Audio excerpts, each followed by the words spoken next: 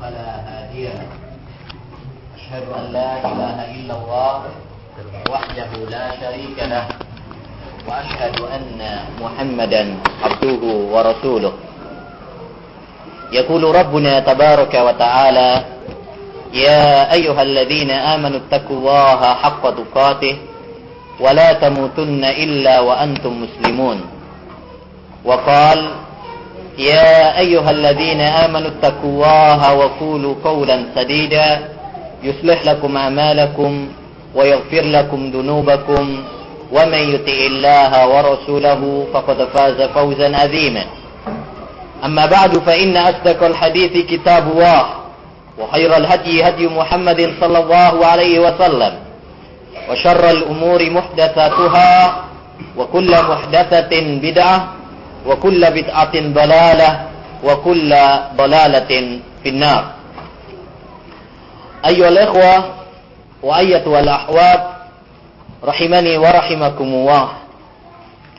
Alhamdulillah, kita bersyukur kepada Allah Subhanahu wa taala di mana di pagi ini Allah Subhanahu wa taala mengumpulkan kita di salah satu rumah dari rumah-rumah Allah Subhanahu wa taala.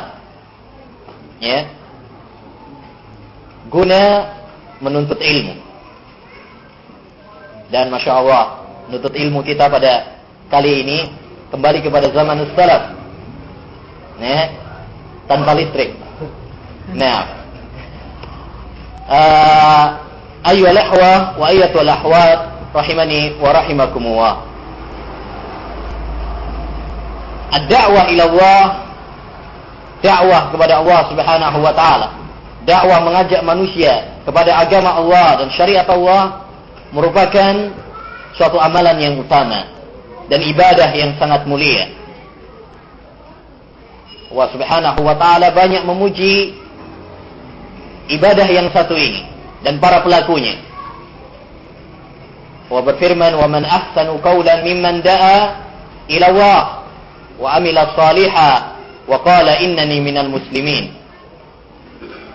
Dan siapakah yang lebih baik ucapannya dari seorang yang berdakwah kepada Allah Subhanahu wa taala dan dia beramal saleh dan mengatakan saya adalah termasuk orang-orang Islam.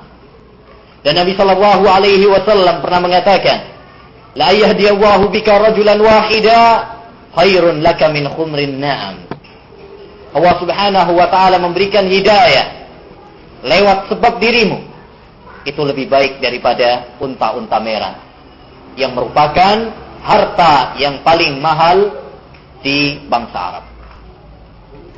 Kalau memang demikian, keutamaan dakwah ila Allah Jalla wa Ala, tetapi di sana ada kunci-kunci bagaimana agar dakwah ini sukses dan berhasil seperti yang telah diterapkan oleh Rasulullah sallallahu alaihi wasallam. Salah satu kuncinya agar sukses dalam dakwah adalah berdakwah dengan cara hikmah. Ya, yang hal ini insyaallah taala akan menjadi pembahasan kita kali ini melalui bedah buku, ya, salah satu buah karya yang ditulis oleh saudara kami Abu Abdurrahman Abdul Zain hafizahullah taala wara'ah dengan judul 14 contoh praktek hikmah dalam berdakwah. Dalam kitab ini dibahas tentang masalah bagaimana kita berdakwah secara hikmah dengan contoh-contoh dari Rasulullah sallallahu alaihi wasallam dan para ulama. Ayyuhal ikhwah wa ayyatul akhwat rahimani wa rahimakumullah. Saya yakin dengan waktu yang ada kita tidak mungkin untuk mengupas semua isi buku. Ya. Buku ini setebal 180 halaman. Dengan waktu kita sangat minim sekali, sehingga tidak memungkinkan bagi kita untuk membahas semuanya. Oleh karenanya, apa yang akan kita lakukan? Yang akan kita lakukan adalah mengambil poin-poin yang disebutkan oleh penulis dan kemudian kita menjelaskannya secara ringkas. Ya.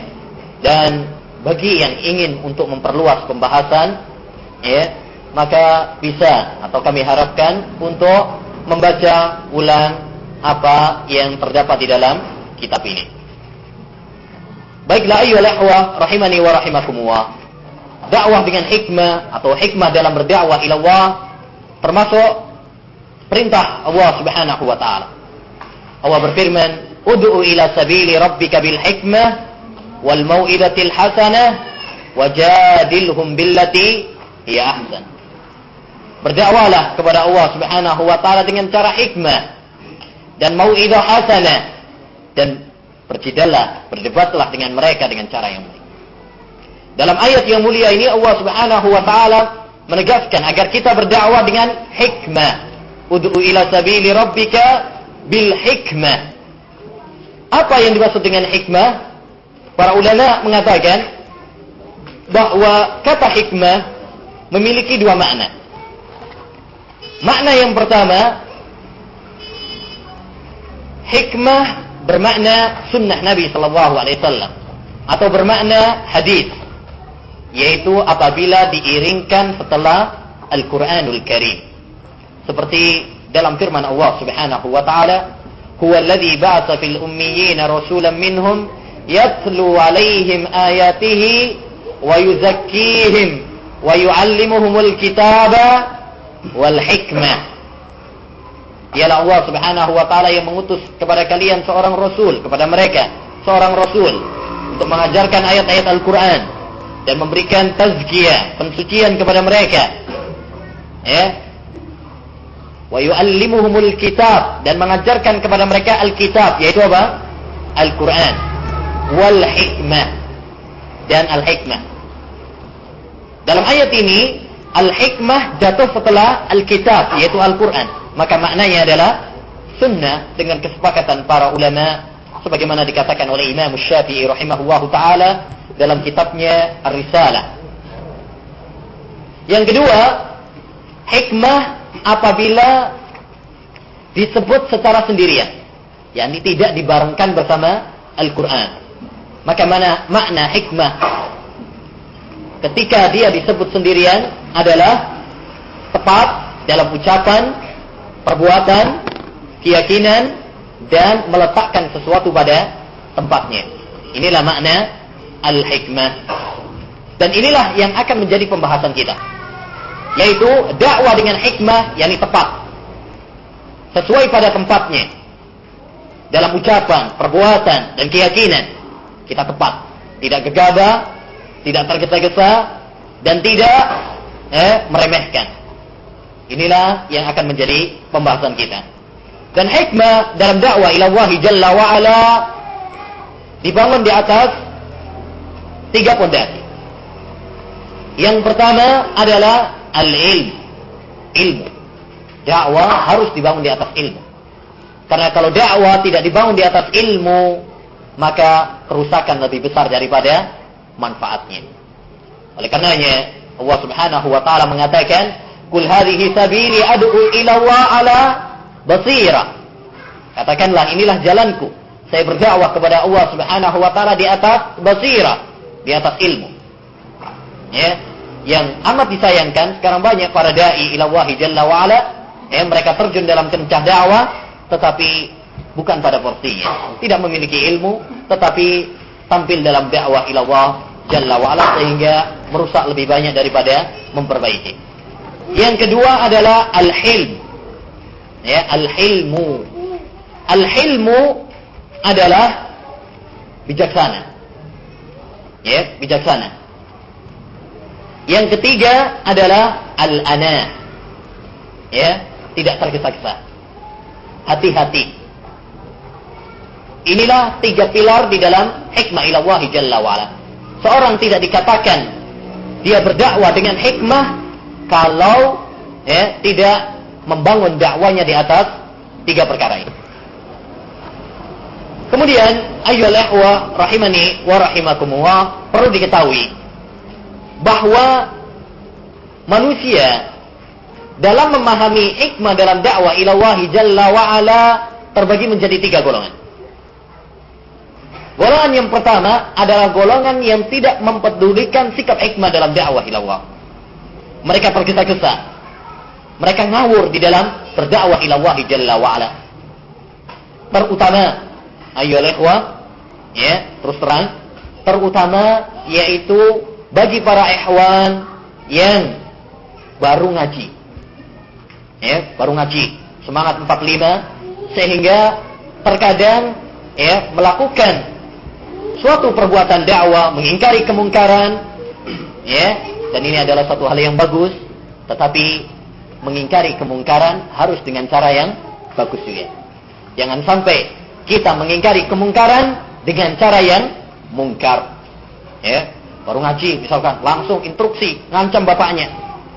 Ya, Pak, kalau bapak masih ikut tahlilan, saya nggak akan, ya, jangan anggap saya anak bapak. Ya, bapaknya begitu kan. Akhirnya ya nggak terima bapaknya. Ini anak baru kemarin sore udah berani ngomong kayak gitu. Ya, ini rumah siapa? Ini rumah bapak. Kalau kamu nggak mau di sini, pulang pergi aja, cari sendiri. Dan itu betapa banyak kejadian-kejadian ya yang meretakkan hubungan antara orang tua dengan anak.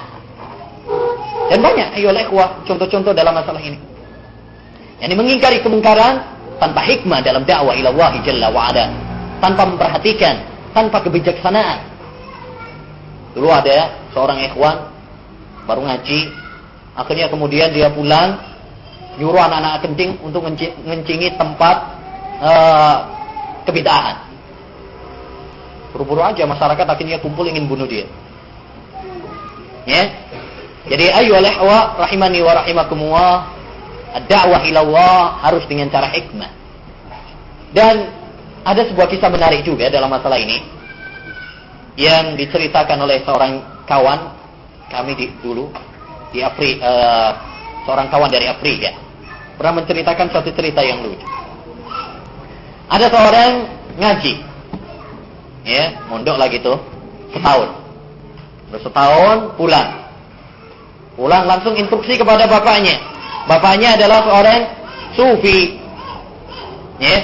Kemudian dia mengatakan, mengutip perkataan Ibrahim alaihi salam, "Ya abati, inni qad ja'ani minal ilmi ma lam ya'tika, fattabi'ni ahdika siratan sawiyya."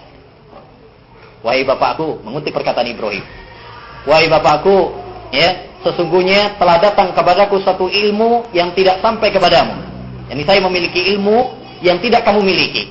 Maka ikutilah saya. Ya, saya akan menunjuki kamu kepada jalan yang lurus. Ya, bapaknya pintar juga. Akhirnya dia ngutip perkataan Nabi Ibrahim kepada Nabi Ismail. Ya bunayya inni ara fil manami anni adbahuka fandur madza tara.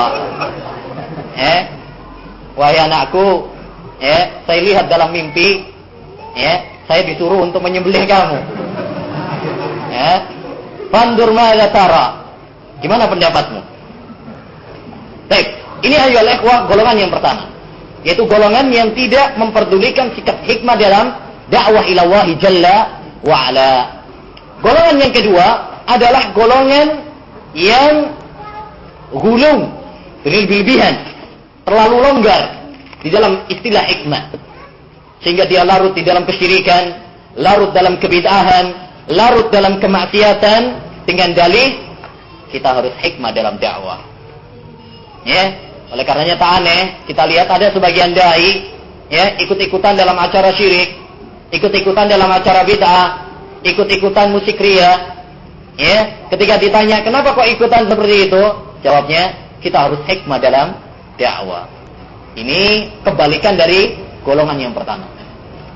Ya, golongan yang pertama yang sangat kenceng sekali, golongan yang kedua terlalu longgar.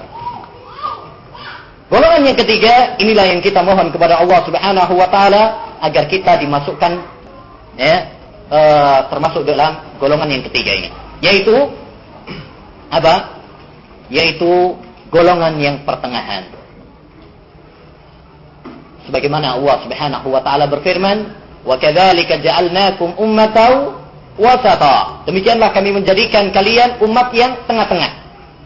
Bagaimana? yaitu golongan yang memahami kata hikmah dengan benar dan senantiasa menerapkan sikap hikmah dalam dakwahnya. Ya. Tetapi bukan berarti dengan melanggar batas-batas garis yang telah digariskan oleh agama Islam. Ya, dia tetap hikmah dalam dakwah ila Allah Jalla wa Ala, ya. Tapi tanpa kemudian larut di dalam penyimpangan-penyimpangan dalam agama. Ya, dan inilah yang kita inginkan. Inilah yang kita kehendaki, yaitu agar kita berdakwah ila Allah Jalla wa Ala, tapi bukan dengan kemudian kita larut di dalam kesyirikan, kebid'ahan dan kemaksiatan alih-alih dengan dalih apa? Hikmah ila Allah Jalla wa Ala. Baik. Selanjutnya ayo ikhwah masuk kepada inti pembahasan. Panas ya, Rek? Oke. Baik. Yang kita masuk kepada inti pembahasan yaitu 14 contoh praktek hikmah dalam dakwah ila Allah Jalla wa Ala. Karena kenapa penulis membawakan contoh langsung? Hikmah itu gimana sih? Nah, ini langsung dikasih contoh. Baik, kita masuk kepada inti dari buku ini, yaitu 14 contoh praktek hikmah dalam berdakwah ila Allah Jalla wa Ala. Kenapa penulis membawakan contoh praktek? Karena dengan contoh-contoh ini kita akan semakin jelas. Dahulu dikatakan bil misali yattadihul maqam. Dengan contoh maka perkataan itu akan semakin jelas. Nah, langsung saja kita ambil contoh yang pertama. Contoh hikmah dalam dakwah ila Allah Jalla wa Ala. Yang pertama adalah mengiringi akidah yang benar dengan akhlak yang mulia. Mengiringi akidah yang benar dengan akhlak yang mulia. Akhwanana wa akhwati billah rahimani wa rahimakumullah. Masalah akhlak adalah masalah yang sangat penting sekali untuk kita perhatikan. Bagaimana tidak, banyak sekali ayat-ayat dan hadis Nabi sallallahu alaihi wasallam yang berbicara tentang akhlak. Rasulullah sendiri mengatakan, "Innama bu'ithu liutammima makarimal akhlak." Sesungguhnya saya diutus untuk menyempurnakan akhlak. Ya. Oleh karenanya, hendaknya bagi kita, terutama bagi tulabul ilm, para penuntut ilmu, para ikhwan dan akhwat yang sudah ngaji istilahnya, hendaknya mereka lebih memperhatikan kepada akhlak. Lebih daripada orang-orang awam, lebih daripada orang-orang masyarakat biasa. Sebagaimana kata Imam Al-Khatib Al-Baghdadi rahimahullah ta'ala dalam kitabnya Al-Jami' li Akhlaqir Rawi wa Adab As-Sami, dalam mukadimahnya beliau mengatakan hendaknya para penuntut ilmu untuk menjadi manusia yang berakhlak mulia lebih daripada manusia yang lainnya, karena mereka biasa membaca hadis Rasulullah sallallahu alaihi wasallam, sedangkan hadis Rasulullah sallallahu alaihi wasallam banyak menceritakan tentang akhlak yang mulia dan banyak menceritakan tentang kemuliaan akhlak Rasulullah sallallahu alaihi wasallam. Sedangkan Allah berfirman, "Laqad kana lakum fi Rasulillah uswatun hasanah." Sungguh pada diri Rasulullah sallallahu alaihi wasallam terdapat suri tauladan yang baik.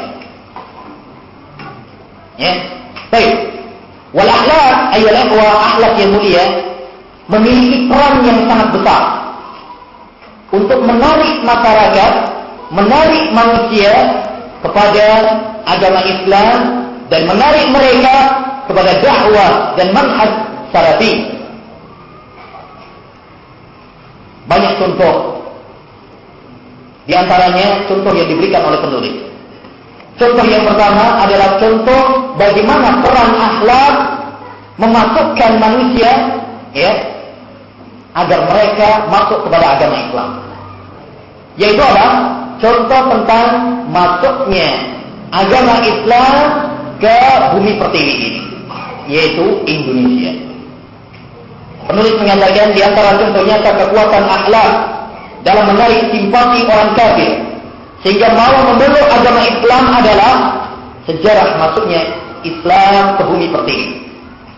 Terlepas dari polemik panjang kapan Islam masuk ke Indonesia, apakah abad ke-7 Hijriah atau abad ke-1 Hijriah? Ada yang bilang abad 1 Hijriah sudah masuk. Pada zamannya Muawiyah katanya udah ada beberapa utusan ke Indonesia. Wallahu a'lam.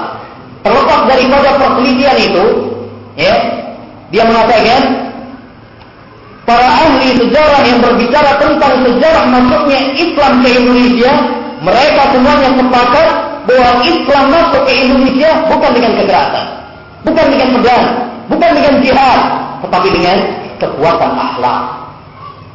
Di mana para pedagang, ya, orang diceritakan banyak para pedagang yang mereka dari negara Arab datang, kemudian memasarkan dagangan-dagangan mereka, berbisnis, lalu diterima oleh masyarakat Indonesia karena akhlak-akhlak mereka yang indah.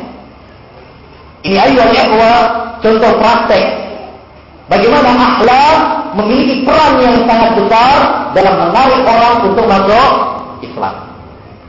Contoh yang kedua adalah contoh bagaimana peran akhlak untuk menarik manusia kepada dakwah salafiyah, kepada manhaj salafi, yaitu kisah Syekh Ahmad bin Isa yang diceritakan oleh Syekh Al-Bassan dalam Ulama Unik, dan beliau adalah termasuk Syekh Ahmad bin Isa dalam salah seorang ulama Unik.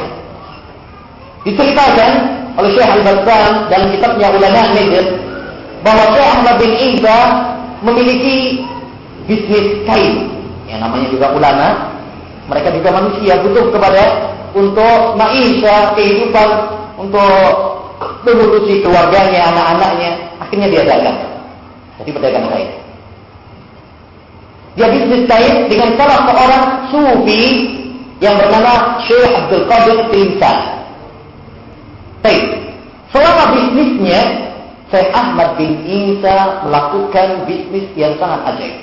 Tidak pernah telat dalam bayar cicilannya, ya, selalu tepat waktu, selalu menepati janjinya, akhlak yang sangat mulia.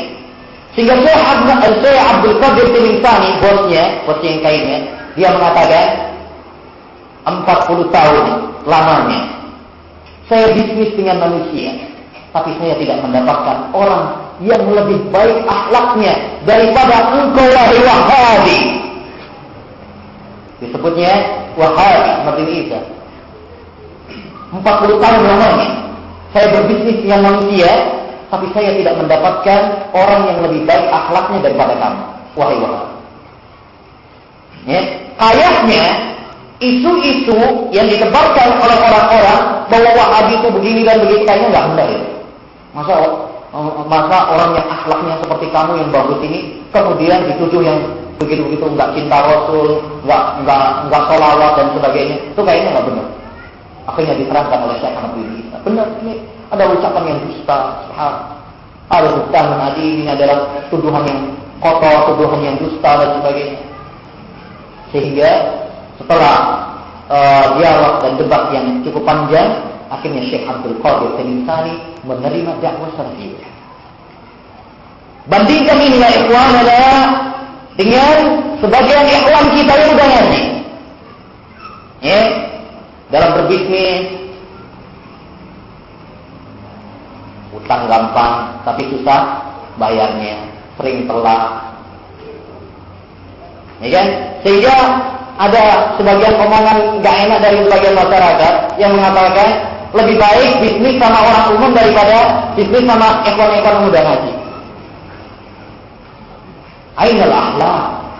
Mana akhlak? Mana adab? Bagaimana kita akan mendakwai manusia kepada manhaj yang sahih kalau kita tidak menampakkan akhlak yang mulia kepada mereka? Oleh karenanya hendaknya bagi para dai, bagi para thalabatul ilm, untuk mengiringi akidah mereka, dakwah mereka dengan akhlak yang mulia. Apalagi masyarakat biasa ya, mereka sangat meneliti kepada akhlak. Ya, pandangan simpati mereka yang pertama adalah dilihat dari akhlak. Ya, oleh karenanya seyogianya bagi kita semuanya untuk mengiringi dakwah kita dengan anjuran kepada akhlak yang mulia. Ya.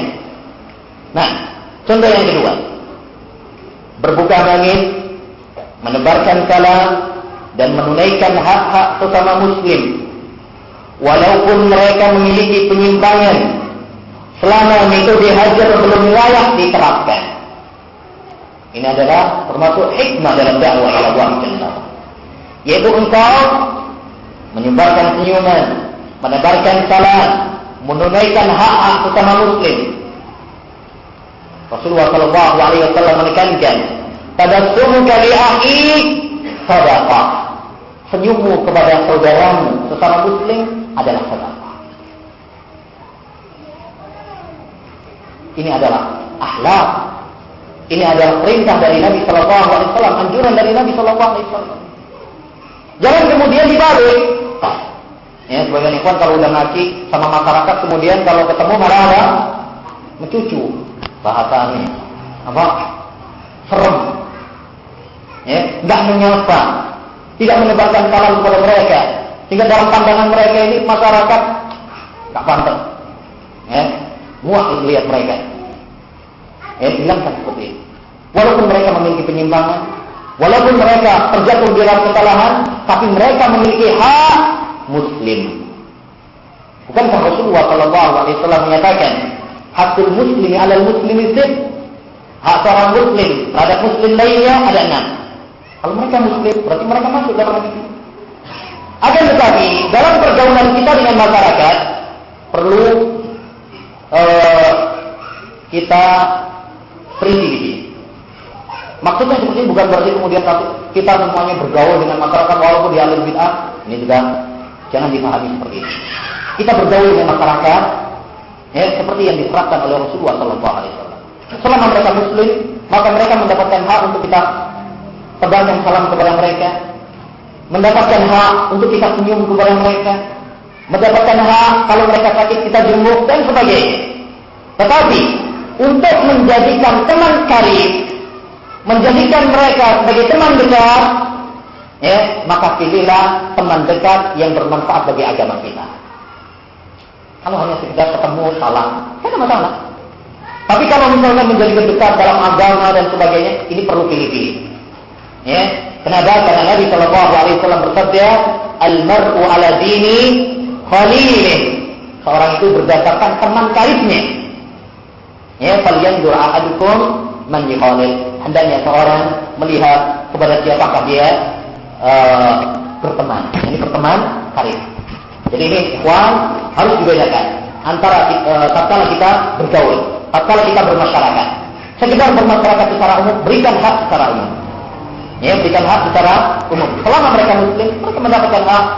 Ya, tapi untuk menjadikan mereka sebagai teman karib, teman yang dekat sekali, maka ini harus dipilih-pilih orang-orang yang baik. Ya, karena pengaruh teman, pengaruh kawan dekat itu sangatlah besar. Jadi ayolah ikhwah rahimani wa rahimakumullah, bermuka nangis serta lemah lembut dengan orang-orang yang memiliki penyimpangan. Ya, merupakan sesuatu hal yang sangat penting sekali. Nah, contoh yang ketiga, mengenal medan dakwah yang akan diterjuni. Ini termasuk hikmah dalam dakwah ila Allah, yaitu kalau kita mengenal medan dakwah. Rasulullah sallallahu alaihi wasallam telah banyak memberikan contoh-contoh masalah ini. Kita ambil beberapa contoh praktek Rasulullah sallallahu alaihi wasallam. Yang pertama, ketika Rasulullah sallallahu alaihi wasallam berdakwah di kota Taif, lalu penduduknya mengusir beliau dan berusaha untuk menyakitinya. Bahkan Rasulullah sallallahu alaihi wasallam dilempari oleh penduduknya sampai berlumuran darah. Ini Rasulullah sallallahu alaihi wasallam. Ya. Kemudian Rasulullah sallallahu alaihi wasallam berusaha ingin menyelamatkan dirinya sampai ke kebun dua orang bersaudara, Utbah dan Rabi'ah. Ketika Rasulullah istirahat di sana, ternyata beliau ketemu sama Addas. Addas itu adalah pembantunya, pokoknya pembantu yang ngurusi kebun tadi. Apa yang dilakukan oleh Rasulullah SAW pertama kali? Rasulullah bertanya, min ayyi baladin anta ya Adda? Kamu dari negeri mana wahai Adda? Ini yang dilakukan oleh Rasulullah. Perkenalan terlebih dahulu, agar Rasulullah SAW tahu, bagaimana dia akan melangkah selanjutnya. Ini orang aslinya dari mana? Apa latar belakangnya? Pendidikannya apa? Agamanya apa? Sebelum untuk dimasuki dakwah. Penting. Contoh yang kedua, Rasulullah SAW ketika menawarkan dakwah kepada kabilah-kabilah Arab, beliau membawa Abu Bakar. Kenapa yang dipilih Abu Bakar?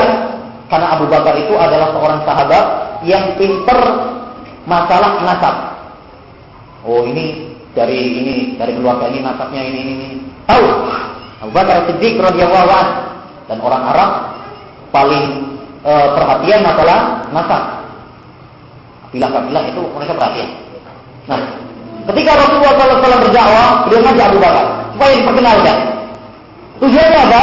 Tujuannya agar Rasulullah SAW tahu kepada siapa dia harus berdakwah dan bagaimana caranya. Ya, yang ketiga, ketika Rasulullah SAW mengutus sahabat yang mulia Mu'adz ibnu Jabal, beliau berpesan kepadanya, ya Mu'adz, innaka tata'ti qauman min ahlil kitab. Wahai Mu'adz, kamu akan mendatangi suatu kaum dari ahlul kitab. Kok dikasih tahu dulu? Yang kamu akan hadapi itu adalah ahlul kitab, orang-orang Yahudi dan Nasrani yang mereka memiliki kitab, memiliki ilmu. Dikasih tahu dulu. Agar apa? Agar Mu'adz persiapan.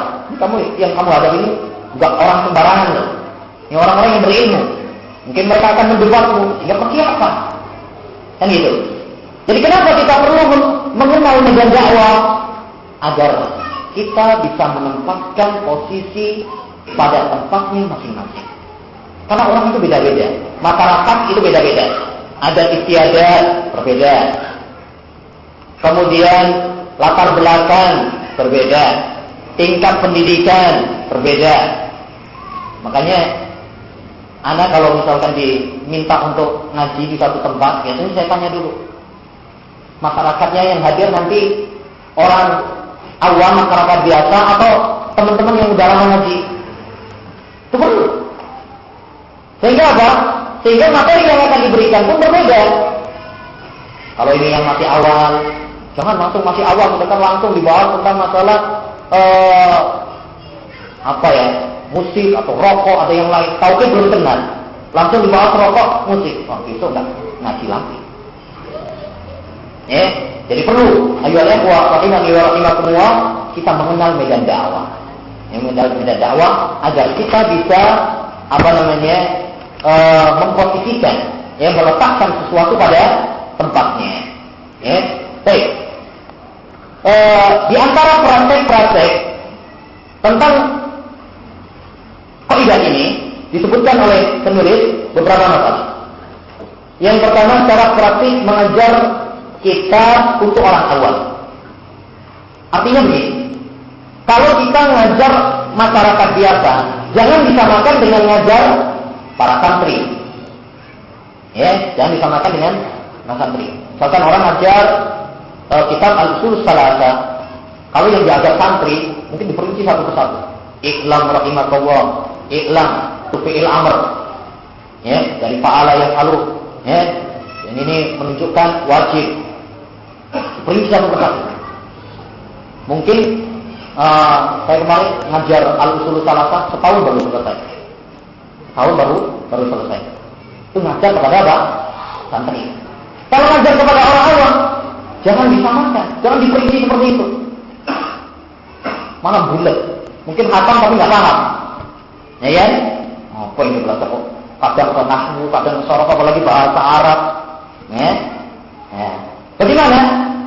Orang awam bisa belajar usul salasah sekali pertemuan khatam. Kesimpulannya aja. Bapak-bapak, ibu-ibu, ada 3 landasan utama yang perlu kita ketahui, yang itu merupakan kunci kebahagiaan kita di dunia dan akhirat. Yang pertama, kita mengenal Allah Subhanahu wa taala dengan melaksanakan perintahnya, menjauhi larangan-larangannya, mentauhidkannya, menjauhi syirik kepadanya. Ya. Yang kedua, mengenal Rasulullah sallallahu alaihi wasallam. Ya, yaitu dengan melaksanakan perintahnya, menjauhi larangannya, membenarkan ucapannya, membela hadisnya. Ya, dan tidak beribadah kecuali dengan apa yang telah dicontohkannya. Yang ketiga, mengenal agamanya, mengenal Islam, iman, dan ihsan. Atau 5 menit sudah selesai apa? Artinya ayolah Allah, jangan disamakan antara mengajar orang awam dengan mengajar orang yang benar. Ya, ini perlu diperhatikan agar masyarakat kita mendapatkan ilmu yang lebih. Karena orang awam rata-rata maunya yang apa? Singkat, padat, praktis. Singkat, padat, praktis. Oleh karena para ulama menyebutkan, kalau kita ngajar awam, nggak perlu menyebutkan perselisihan dalam fikih. Mazhab yang pertama begini. Itu nggak perlu. Kalau kepada orang awam langsung aja, ini dalilnya begini Pak. Sudah. Praktis. Baik. Yang kedua, memilih kata untuk mengungkap bid'ah. Sebagian orang, terutama masyarakat awal, mereka kan kopi. Kalau dengar kata bid'ah, syirik, misalkan, sehingga banyak komentar di antara mereka, ini pengajian dikit-dikit kok syirik, dikit-dikit apa, bid'ah dan sebagainya. Itu kalau kita sesama teman pengajian atau para santri yang udah ngerti, nggak ada masalah. Tapi kalau kepada masyarakat awal harus pandai-pandai mengatur kata. Sehingga apa? Sehingga mereka tidak lari dulu sebelum mendengarkan dakwah, mendengarkan kebenaran. Ada komentar di antara orang-orang, ini dikit-dikit bid'ah, dikit-dikit neraka, dikit-dikit dolalah. Emangnya neraka kaklingan bapakmu apa? Wah, kan itu harus pintar-pintar. Kalau kita misalkan mengungkapkan kata bid'ah, bisa dengan yang lebih halus, tapi sasarannya sama. Misalkan, kalau ditanya tentang suatu permasalahan yang itu merupakan bid'ah, tidak ada contohnya, kita bisa menyebutkan ini tidak ada ajarannya dari Nabi Shallallahu Alaihi Wasallam. Agama kita sudah sempurna, kita nggak membutuhkan tambahan. Ya kan? Itu lebih halus. Sasarannya sama, tapi dengan bahasa yang lebih halus. Beda loh ya. Beda. Orang itu mengatakan sesuatu, tapi gayanya beda, itu beda. Baik. Yang kedua, tidak terkesan menggurui. Yang ketiga, tidak terkesan menggurui. Ini penting. Terutama kepada orang yang lebih tua. Terutama kepada orang yang mungkin dianggap tokoh. Jangan langsung, Pak, ini dalilnya qala Allah Ta'ala. Dan dalam hadis begini. Seakan-akan dia yang ustaznya. Ini tidak. Kalau kita sebagai orang yang mungkin usianya lebih muda, atau dia adalah orang yang tokoh, kita bisa menggunakan bahasa yang lebih ringan. Saya kemarin, misalkan saya kemarin baca itu ada hadis begini loh Pak. Nggak tahu ini menurut Bapak di mana ya? Tapi saya pernah dengar hadis seperti ini ada hadisnya seperti ini. Kan gayanya beda ya? Baik. Yang keempat, menggunakan bahasa dan ungkapan yang sesuai. Bagaimana kata Abdullah bin Mas'ud, hadithun nasa bima ya'rifun. Sampaikan, berbicara dengan manusia dengan bahasa yang mereka pahami. Kalau ngajar anak-anak, jangan disamakan dengan ngajar orang dewasa. Kalau ngajar orang awam, jangan disamakan dengan bahasa orang santri atau ikhwan yang udah lama ngaji. Bahasa-bahasa. Misalkan syirik itu apa? Perlu dijelaskan kalau orang awam. Bid'ah itu apa? Sunnah itu apa? Jadi perlu pintar-pintar dalam pemakaian kata, sehingga mereka tidak salah memahami. Sebagaimana kata Ibnu Mas'ud tadi, kata Ali bin Abi Thalib, hadithun nasa bima ya'rifun. ceritakanlah kepada manusia dengan bahasa yang mereka paham. Aturiduna an yukazzaba Allah wa rasuluhu. Apakah kalian menginginkan kalau Allah dan Rasulnya itu didustakan? Ada sebagian ikhwan yang ngaji baru datang langsung ngaji kitab misalkan Syarh Sunnah oleh Imam Al-Barbahari, kitab yang sangat tinggi. Baik, ada yang baru ngaji kemudian dikasih kitab Ilmu Ushulul Bidah. Benar, kitabnya bagus, tapi belum waktunya. Harus disesuaikan. Ilmu itu seperti kata Imam Ibnu Hazm rahimahullah dalam Dawatul Nufus, ilmu itu seperti obat. Kalau kamu berikan kebanyakan, dosisnya kebanyakan, mati ya. Ya kan? Orang misalkan pasien datang kepada seorang dokter, dikasih obat yang kelebihan dosisnya. Untung-untung aja kalau nggak kekuburan. Ya, demikian juga ilmu. Kalau kita berikan kepada orang yang belum kuat, baru ngaji langsung dikasih ilmu yang tinggi, bisa-bisa langsung apa? Geblak, mundur. Dan ini kita khawatirkan termasuk apa yang disabdakan oleh Nabi Sallallahu Alaihi Wasallam. Inna minkum munaffirin. Sungguhnya di antara kalian, wahai para sahabat, ada orang yang membuat lari dari dakwah, melarikan manusia dari dakwah. Ya, nah, jadi ini adalah dakwah penting. Menarik sekali apa yang diceritakan oleh penulis. Ya, ketika saya mungkin beberapa bulan yang lalu ke rumahnya, dia punya cerita lucu. Ada seorang ustaz itu biasa ngajar kitab Al-Hamawiyah oleh Syekhul Islam Taimiyah. Pernah tahu ya kitab Al-Hamawiyah? Itu kitab yang bahas tentang asma wa sifat. Cukup berat kitabnya. Dia ngajar kepada santrinya biasanya ngajinya itu. Suatu saat dia disuruh ngisi pengajian di kepolisian. Aduh, repot ini. Dia bisanya Hamawiyah. Yang lain nggak bisa deh. Kalau disuruh ngaji yang lain nggak bisa. Bisanya itu. Suatu saat disuruh ngaji di kepolisian. Akhirnya daripada nggak bisa ngomong, dia sampaikan apa yang ada di dalam kitab Al-Hamawiyah, masalah asma sifat dan sebagainya. Untungnya, ya, yang hadirin dari para polisi komentarnya bagus. Masya Allah, ya, ilmunya Ustaz ini mantap sekali sampai kita nggak paham bahasanya. Ya, untung komentarnya gitu ya kan. Kalau komentarnya kurang bagus, ditembak nanti deh. Baik, contoh yang keempat. Berdakwah secara bertahap dari yang paling penting yaitu tauhid, lalu melangkah kepada syariat Islam yang lainnya. Sebagaimana kata Nabi Sallallahu Alaihi Wasallam ketika beliau memberikan nasihat kepada Mu'adz bin Jabal, ya, wahai Mu'adz, kamu akan mendatangi suatu kaum dari ahli kitab, falyakun awwala ma tad'uhum ilaih an yuwahhidullah. Maka hendaknya yang pertama kali engkau dakwahkan kepada mereka adalah tauhid terlebih dahulu. Oleh karena hendaknya bagi kelompok-kelompok Islam dan hendaknya bagi para dai untuk memprioritaskan, untuk mengutamakan dakwah kepada tauhid terlebih dahulu.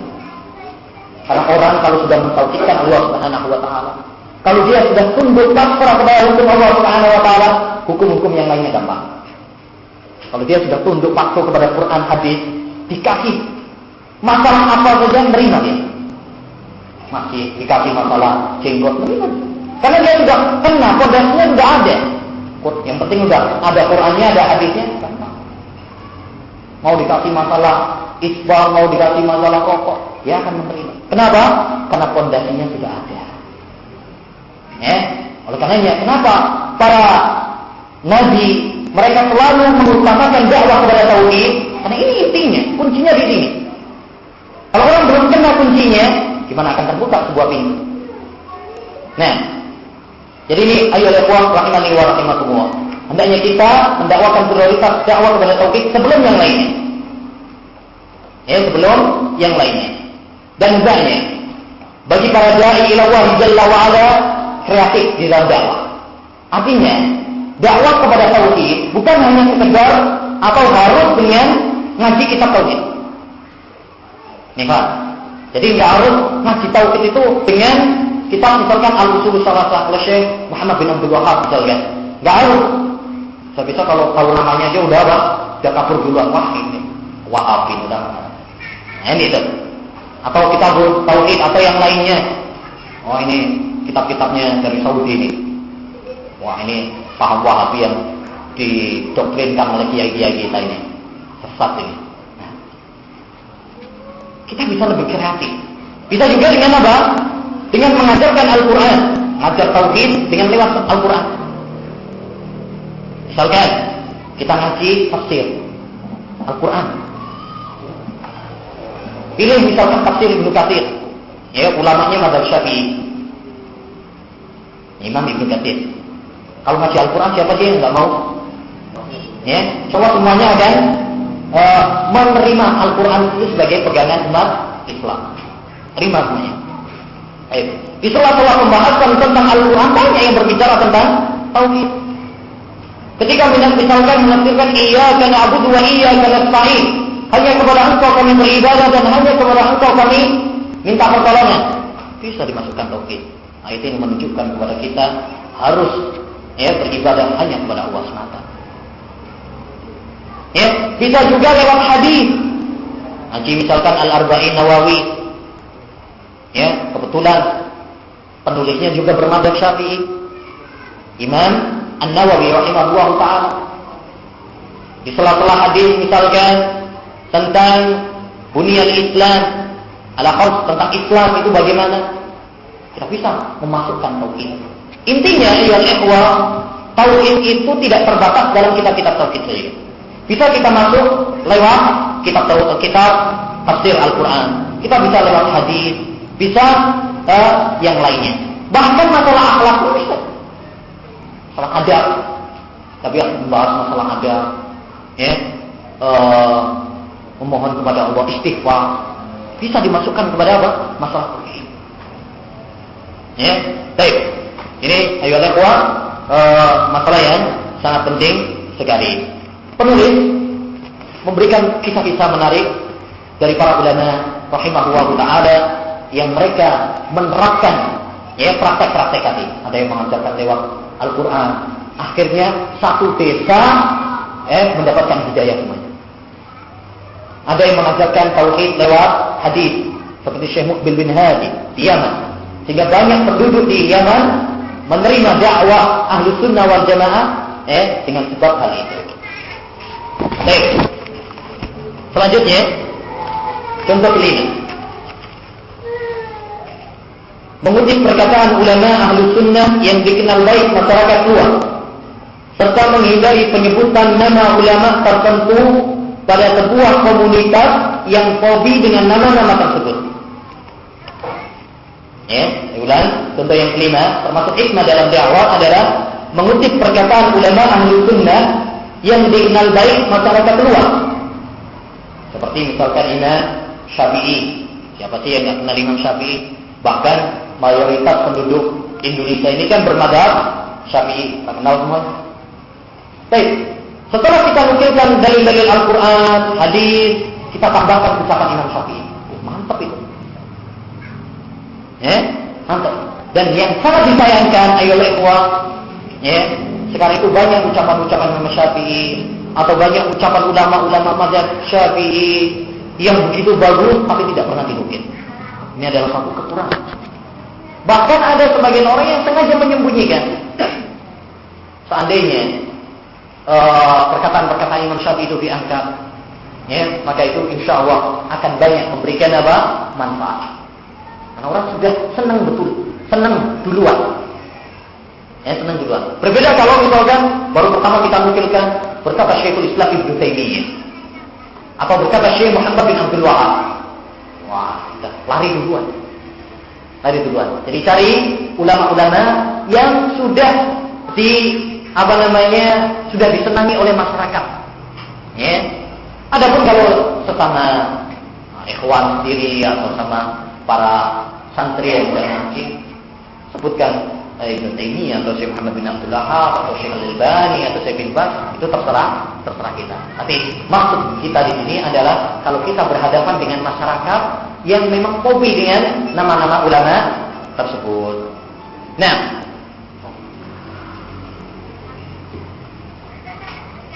contohnya, nah ini beliau memberikan beberapa contoh. Contoh praktek nyata sikap hikmah di atas. Kalau yang pertama, dia memberikan beberapa contoh. Kalau kita ingin menyampaikan masalah pembagian tauhid menjadi 3, rububiyah, uluhiyah, asma wa sifat. Kutipkan perkataan Al-Imam Al-Mikrizi atau Al-Imam Ibnu Katsir atau Imam Syafi'i. Karena beliau di awal kitab Ar-Risalah, beliau juga mengisyaratkan tentang pembagian tauhid menjadi 3. Rububiyah, uluhiyah, asma wa sifat. Ya, karena ada sebagian orang kalau kita kutipkan perkataan-perkataan ulama yang mereka nggak senang, mereka bilang, wah itu pembagian tauhid menjadi rububiyah, uluhiyah, asma sifat itu hanya buatan Ibnu Taimiyah. Ada yang mengatakan seperti itu. Makanya Syekh Abdul Razzaq bin Abdul Muhsin Al-Abbad menulis sebuah kitab Al-Qaulus Sadid fi Raddi 'ala man ankara taqsim tauhid. Dalam kitab tersebut beliau mencantumkan ulama-ulama yang membagi tauhid menjadi 3 sebelum abad ke-7. Maksudnya apa? Karena kalau abad ke-7 itu Ibnu Taimiyah. Sebelumnya, jadi banyak para ulama yang membagi tauhid menjadi 3 sebagai isyarat dari beliau bahwa pembagian ini bukanlah buatan Ibnu Taimiyah. Baik. Yang kedua, contoh yang kedua, ketika kita menjelaskan bahwa Allah berada di atas arsy dan bukan di mana-mana, kita kuatkan dalil-dalil dari kitab dan sunnah dengan perkataan Imam Abul Hasan Al-Asy'ari. Nah, sebagian masyarakat kita kan mereka mengatakan kalau dalam fikih kita mazhabnya Syafi'i, kalau akidah mazhabnya Asy'ari atau Maturidi. Sehingga kalau kita nukilkan ucapan Imam Abul Hasan Al-Asy'ari sendiri, bagaimana beliau mengatakan dalam kitabnya Risalah ila Ahli Shawab, beliau mengatakan wa ajma'u ala annahu ta'ala fawqa samawati ala arsyih. Para ulama sepakat bahwa Allah itu di atas langit. Ini perkataan Imam Abul Hasan sendiri loh. Gitu ya. Mereka nggak bisa berkutik. Beda kalau minta ini, wah ya, emang minta ini ya, itu bikin gara-gara terus. Nah, ini itu. Mungkin aneh-aneh aja itu. Tapi kalau Imam Abul Hasan Al-Asy'ari, ya. Imam Abul Hasan Al-Asy'ari lah yang kita menasabkan kepadanya. Ini kita ini Asy'ari. Ini perkataan Abul Hasan Al-Asy'ari sendiri. Baik. Contoh yang ketiga dari saya pribadi, bukan dari ini. Kalau ini dicontohkan ketika kita menjelaskan haramnya musik, kita bawakan apa yang tertulis dalam Kifayatul Ahya, kitab kuning yang biasa dipelajari dalam pondok-pondok pesantren tradisional. Kifayatul Ahya. Sarah Matan Abu Syuja. Di sana dia mengatakan bahwa jual beli alat musik adalah bai'un batil. Jual beli yang batil, enggak sah. Karena alatnya haram. Berarti alat-alat musik itu dihukumi dalam kitab kuning Kifayatul Ahya sebagai itu adalah perbuatan yang haram. Baik, contoh yang keempat, dan ini yang penting. Kalau kita ingin menyampaikan tentang masalah bid'ahnya tahlilan, misalnya selamatan, bahwasanya itu tidak ada ajarannya dari Nabi SAW. Kita nukilkan perkataan ulama-ulama mazhab Syafi'i, terutama perkataan Imam Syafi'i sendiri dalam kitabnya Al-Um. Beliau mengatakan wa akrahul ma'tan, saya benci untuk kumpul-kumpul mengadakan selamatan kematian. Imam Syafi'i sendiri. Bahkan secara tegas dalam kitab I'anatul Talibin, kitab kuning yang menjadi pegangan pesantren-pesantren tradisional, di situ dikatakan bahwa kumpul-kumpul itu termasuk bid'atun mungkaratun yajibu ingkaruhu. Itu termasuk perbuatan bid'ah yang mungkar yang harus diingkari. Yang harus diingkari. Nah, kita sampaikan seperti itu. Nggak bisa berkutik. Oleh karenanya ada seorang ustaz pernah dialog sama salah seorang di antara mereka tentang masalah ini. dibawakan perkataan Imam Syafi'i, perkataan Imam Nawawi, mereka nggak berkutik. Kemudian berkomentar lucu. Kok lucu terus ini ya? Baik, komentarnya gimana? Katanya, kita ini udah banyak mengikuti Imam Syafi'i. Ya, sekali-kali nggak mengikuti.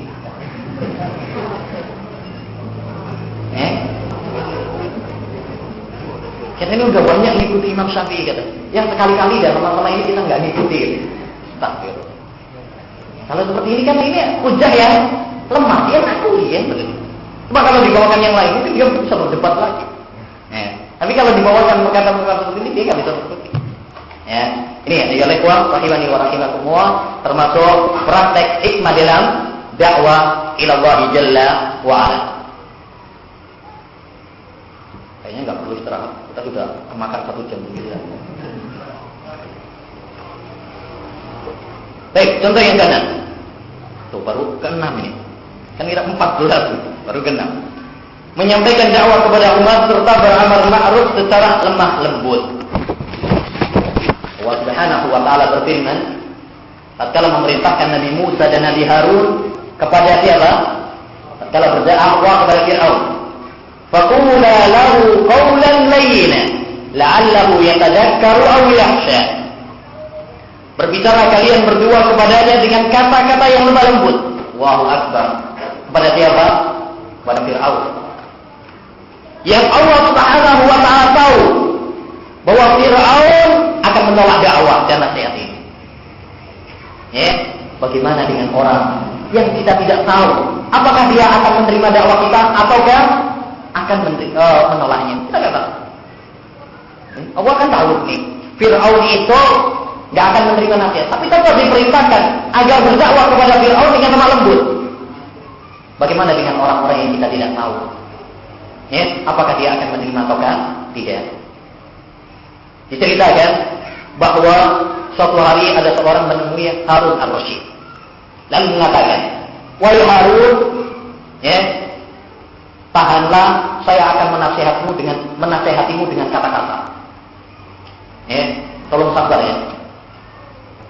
Mati ada pas sabar ya harusnya. Baik. Apa kata Harun Ar-Rasyid? Ya enggak. Saya tidak lebih jelek daripada Fir'aun. Dan kamu tidak lebih bagus daripada Nabi Musa. yakni saya ini loh tidak lebih jelek daripada Fir'aun dan kamu juga tidak lebih bagus daripada Nabi Musa.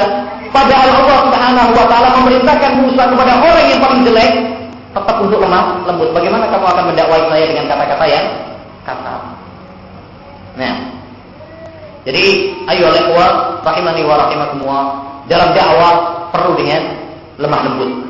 Jangan sampai masyarakat lari dari dakwah gara-gara cara kita yang kasar. Belum terima dakwah, belum mendengarkan dakwah, sudah lari dulu. Jangan sampai seperti itu. Ya, oleh karenanya termasuk kata mutiara Syekhul Albani rahimahullahu taala yang perlu kita tanamkan pada diri kita semuanya. Beliau mengatakan dengan kata-kata yang perlu dicatat. Kata beliau, "Inna da'watana da'watul haqq wal haqqu 'ala nufusi faqih. Fa kaifa idza adabta thiqal haqqi ma'a thiqalil qulub." Sesungguhnya dakwah kita itu adalah dakwah yang benar. Dakwah salafiyah, dakwah yang benar. Wal haqqu 'ala nufusi faqih. Tetapi kebenaran itu pahit dalam hati. Ini orang, walaupun kita sampaikan dengan cara yang baik, cara yang lembut, belum tentu menerima.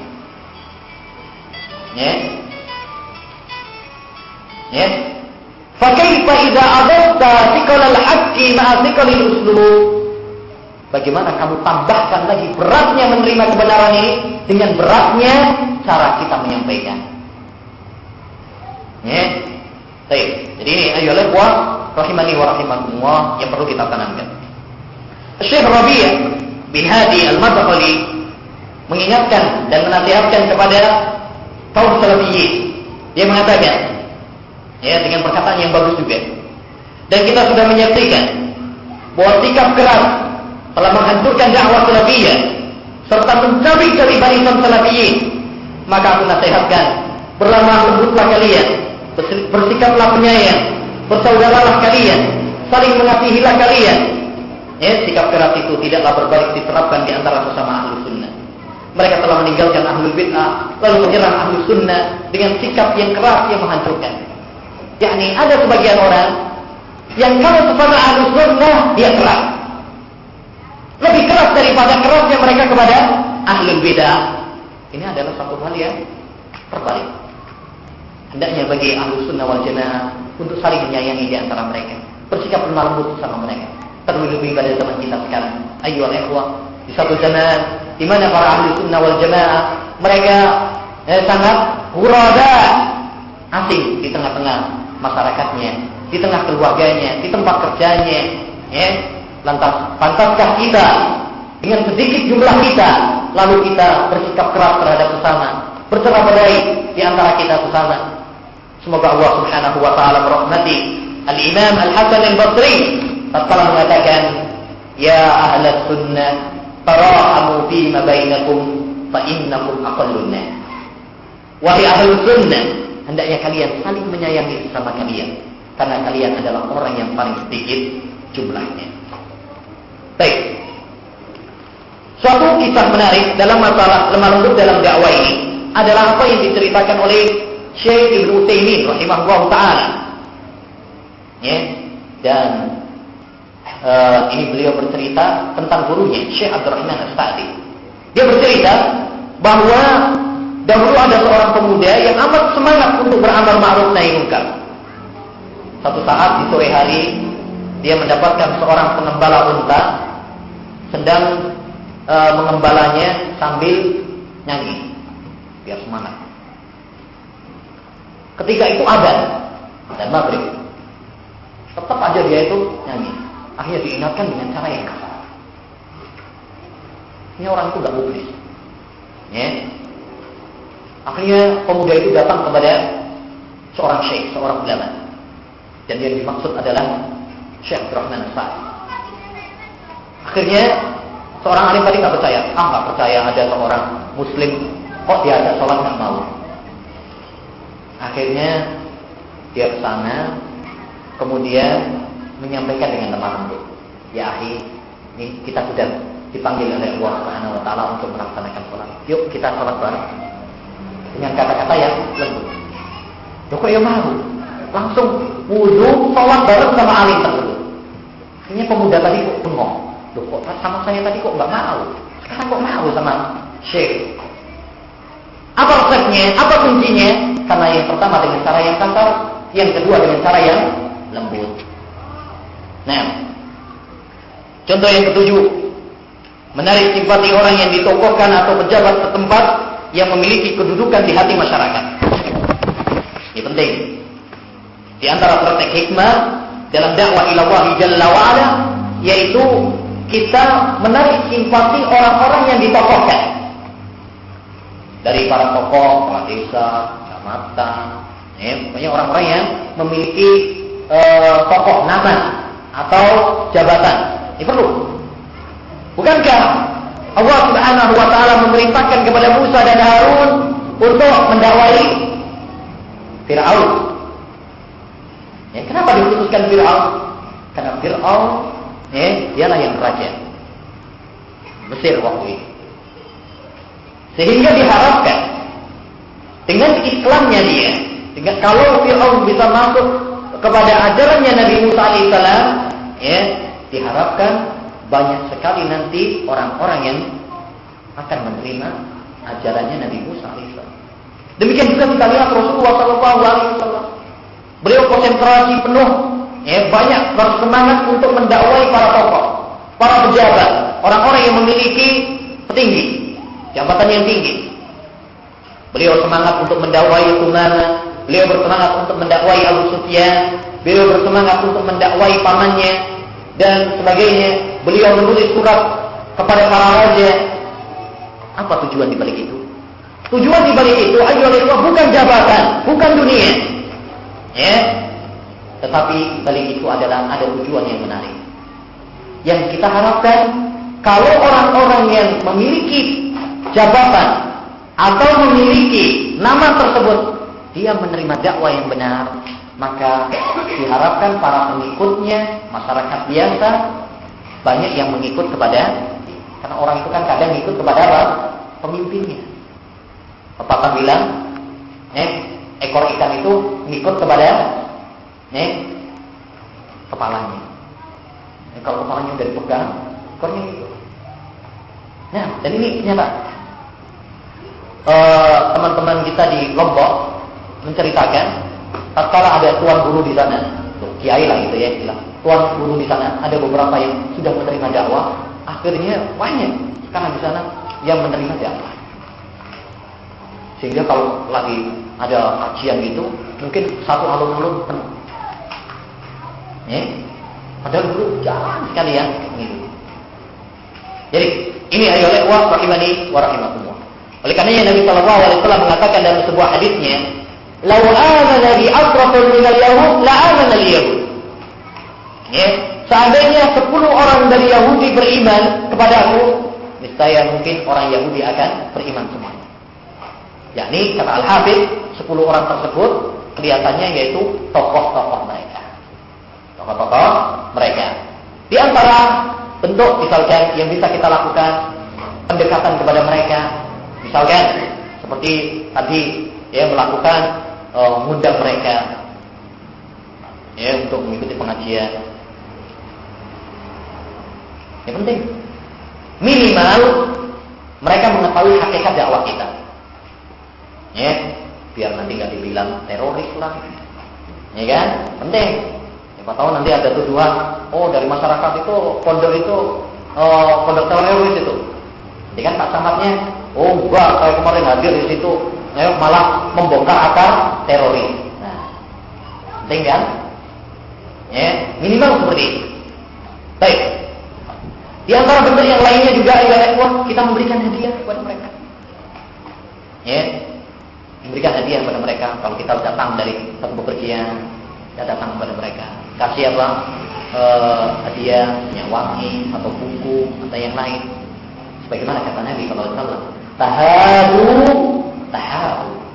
Berikanlah hadiah, niscaya kalian akan saling mencintai.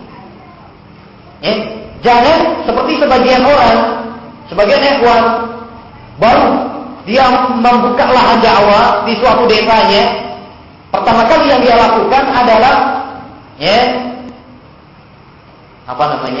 langsung ada jarak antara dia dengan tokoh-tokohnya. Pihak-pihaknya langsung disikat semuanya. Ini termasuk clear dalam manhaj dakwah. Dan ini tidak menguntungkan dakwah kita, malah akan merugikan dakwah. Kenapa? Karena mereka adalah orang-orang yang memiliki kekuatan, mereka adalah orang-orang lama, sedangkan kita adalah orang yang baru. Kita harus memperhatikan hikmah dalam dakwah ila Allah Jalla wa Ala. Nah, contoh yang ke-8, memperhatikan generasi muda dan anak-anak kecil tanpa menyampingkan orang-orang yang telah lanjut usia.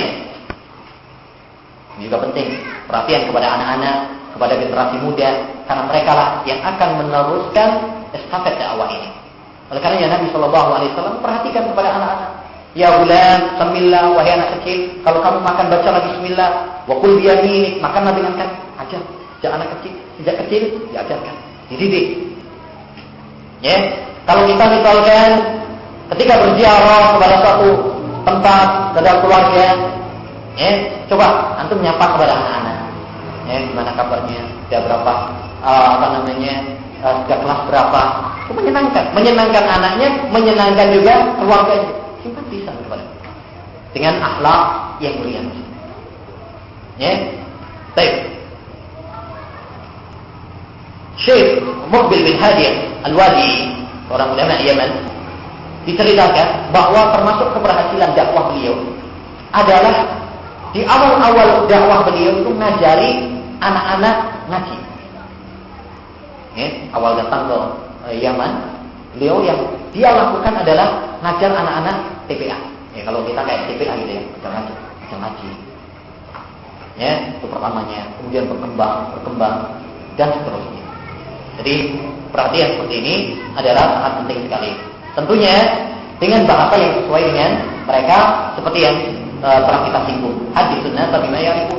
Mencermai anak-anak ya berarti nggak sama dengan yang dewasa. Anak-anak ya itu kadang ya dikasih cerita bahasanya, bahasa gaulnya anak-anak dan sebagainya. Jangan nanti ceramahnya kayak kita seperti ini. Nah, contoh yang ke-9, menerapkan skala prioritas dalam mengingkari kemungkaran. Artinya dalam mengingkari kemungkaran kita harus bertahap. Jangan langsung semuanya. Ya. Orang misalkan dia sudah 40 tahun bergelut dengan suatu kebid'ahan. Jangan kira kemudian dengan satu hari kita dakwai langsung dia keluar dari pemahaman ustadznya. Butuh kesabaran. Ya, butuh keuletan, dan tidak lupa juga butuh doa kepada Allah Subhanahu wa taala. Jadi butuh di dalam mengingkari kemungkaran itu tahapan-tahapan. Oleh karenanya Aisyah radhiyallahu anha mengatakan, "Innama nazala al-Qur'anu awwal ma nazala min suratan minal mufassal fiha dzikrul jannati wan nar hatta idza fada an-nas ila al-islam nazala al-halal wal haram." Ya, pertama kali Al-Qur'an itu diturunkan itu membahas tentang sifat surga dan neraka. Sehingga tatkala manusia sudah masuk Islam, diterangkanlah ini yang halal, ini yang haram. Walau nazala awwal syai'in la tasrabul khamra laqalu la nadul khamra abada. Sekiranya kalau Al-Qur'an mungkin yang pertama kali adalah jangan kalian minum khamr, maka mereka akan mengatakan kami tidak akan meninggalkan khamr selama-lamanya. Belum siap. Karena mereka adalah orang-orang yang sudah kecanduan dengan khamr. Kalau langsung diharamkan khamr, mereka malah nggak bisa.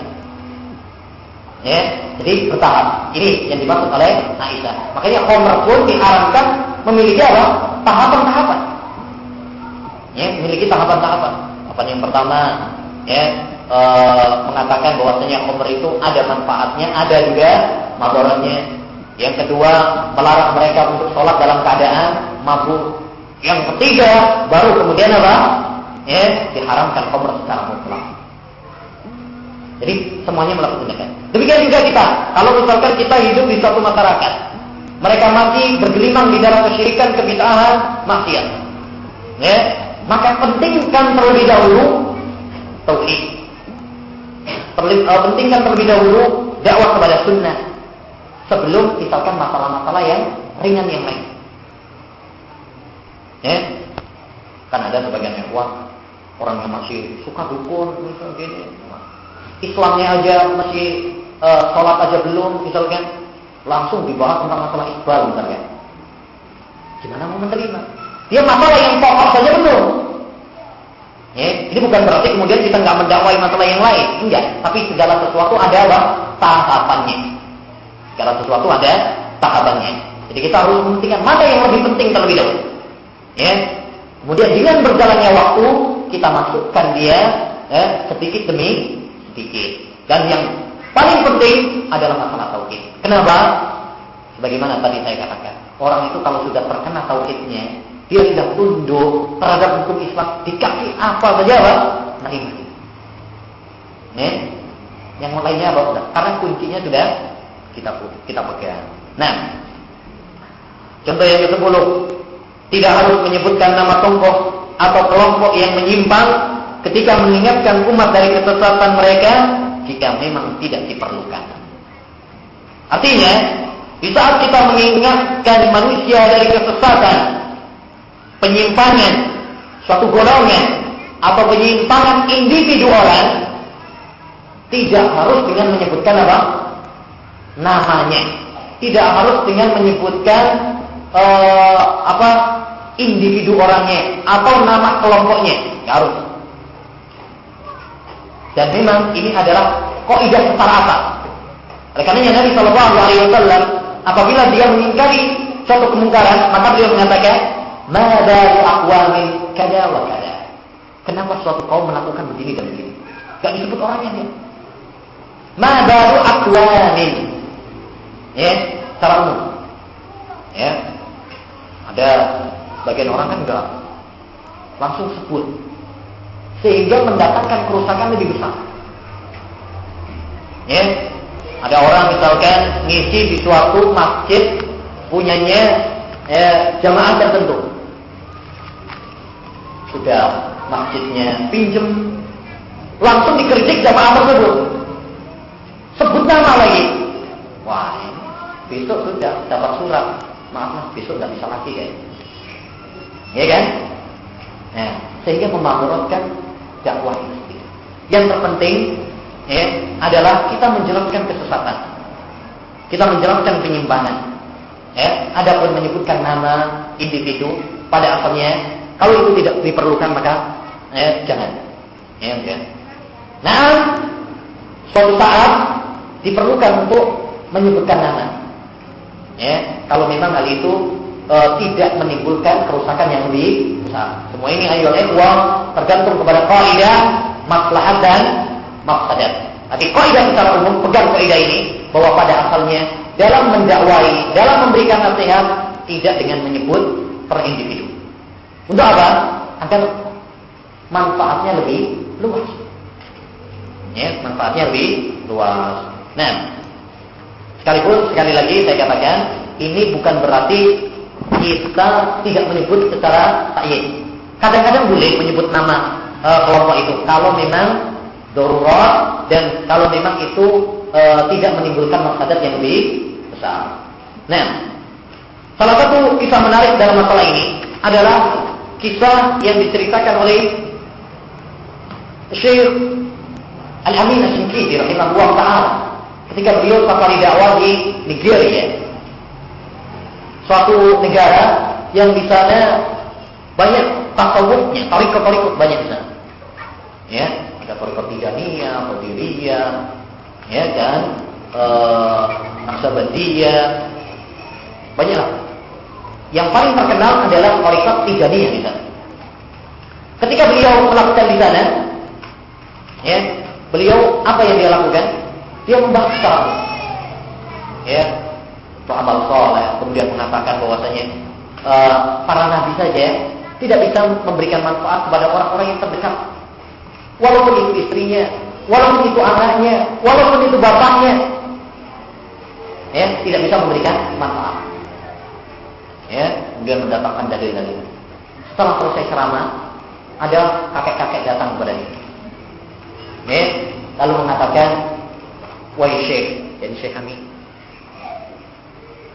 kamu telah menghancurkan berhala-berhala yang ada di negeri ini. Berhala-berhala. Saya amin, pura-pura juga. Emang ada berhalanya di sini? Di negeri ini apakah ada berhala? Kemudian orang tua tersebut mengatakan, kalau para nabi saja tidak bisa memberikan manfaat kepada orang-orang yang mereka cintai, bagaimana dengan wali-wali? Karena termasuk inti ajaran Tijaniyah adalah hulu kepada mereka, kepada orang-orang yang dianggap tokoh dan wali. Baik. Yang ke-11, melandasi bantahan terhadap ahlul bid'ah dengan ilmu dan dalil, bukan memenuhinya dengan cacian dan makian.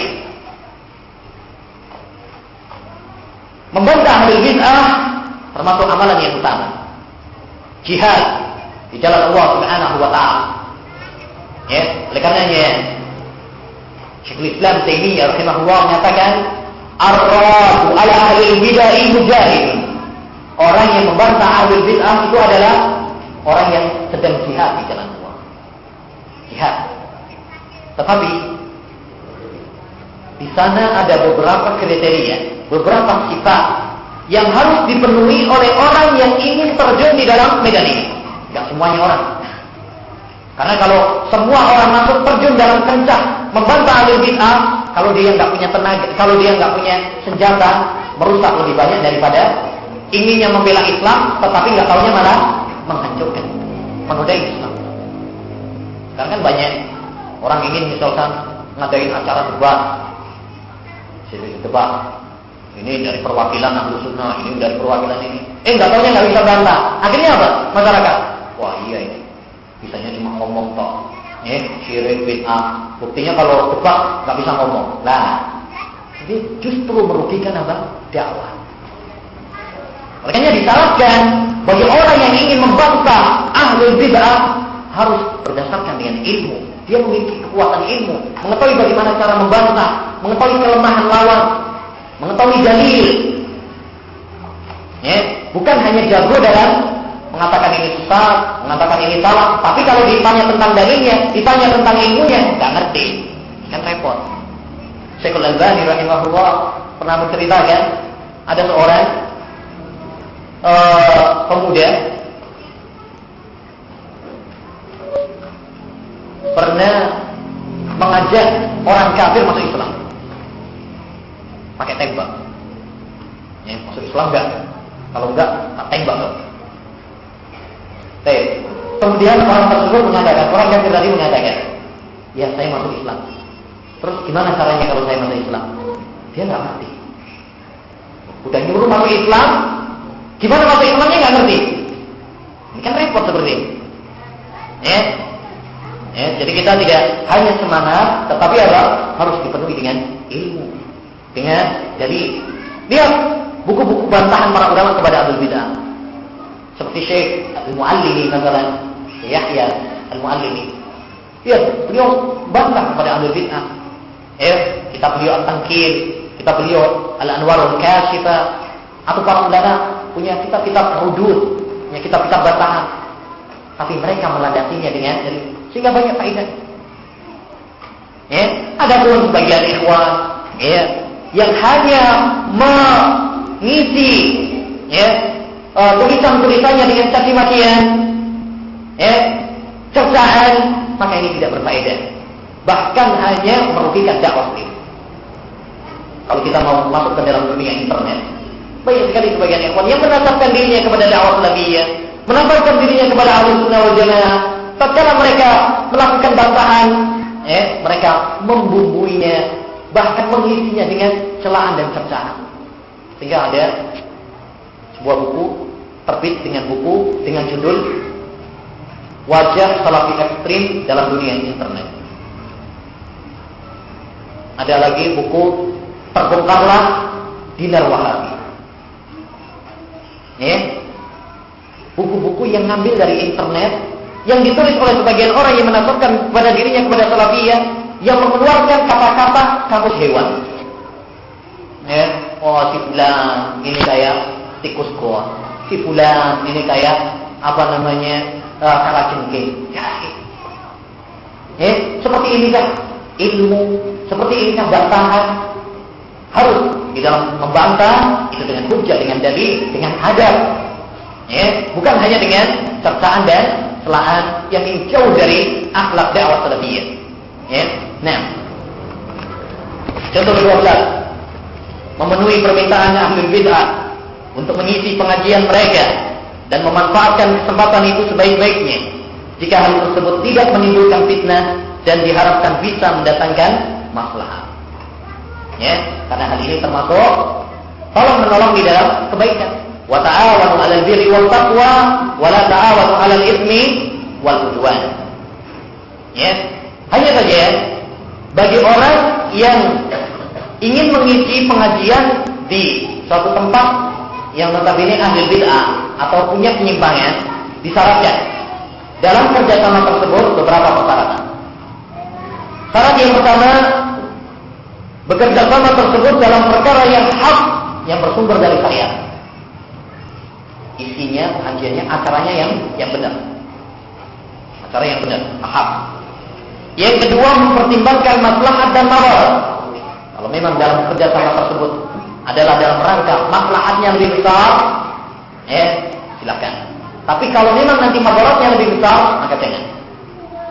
Yang ketiga, mereka tidak menjadikan kerjasama ini sebagai jalan untuk menyebarkan bid'ah mereka atau untuk menguatkan kebatilan mereka. Karena ini terkadang kita ditipu. Diundang doi ustaz. Nah ini untuk menipu. Nanti setelah itu udah tidak diundang lagi. Awalnya saja pembukaan aja.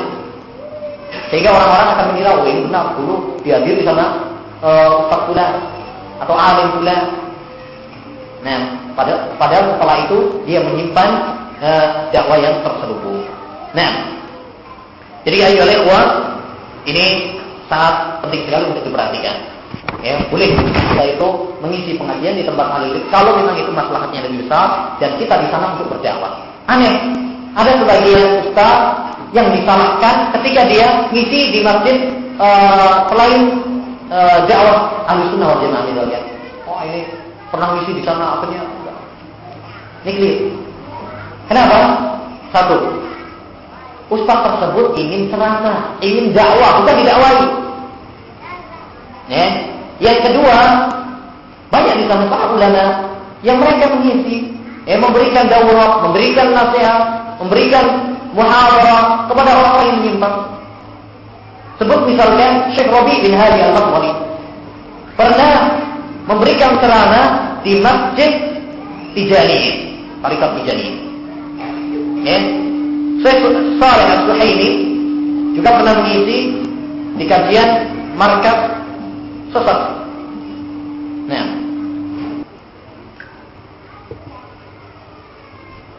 baik, kurang dua lagi ya. Contoh ketiga belas, mengikuti kebiasaan masyarakat selama tidak bertentangan dengan agama, dan terkadang disyariatkan meninggalkan beberapa amalan sunnah guna menghindari fitnah. Ini juga termasuk hikmah dalam dakwah ila Allah Jalla wa Ala yang dilupakan oleh sebagian dai, yaitu mengamalkan hal-hal yang dikerjakan di masyarakat selama hal itu diperbolehkan oleh agama, tidak bertentangan. Ya. Dan menarik sekali apa yang dikatakan oleh Imam Ibnu Aqil rahimahullah taala, sebagaimana dinukil oleh Imam Ibnu Muflih dalam kitabnya Al-Adab Syar'iyyah. Beliau mengatakan, la yanbaghi mukhalafatu adatin nas illa fil haram. Tidak pantasnya bagi seseorang untuk menyelisihi adat manusia, adat masyarakat setempat kecuali dalam hal yang haram. Jadi selagi adat istiadat masyarakat tersebut tidak bertentangan dengan syariat, ya, maka hendaknya kita mengikuti mereka. Ya, tidak bertentangan selagi tidak bertentangan. Kalau bertentangan, ya berarti nggak boleh. Contoh misalkan,